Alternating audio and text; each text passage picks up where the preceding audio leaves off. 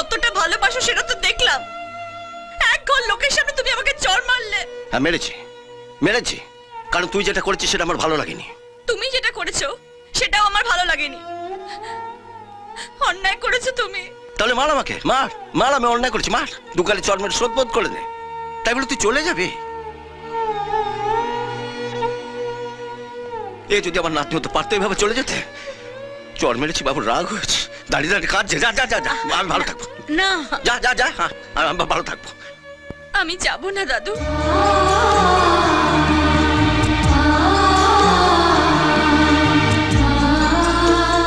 Sorry.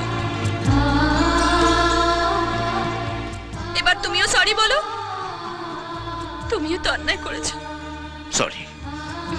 It's okay. দমদার দুপুরে colours Bangla সিনেমায়।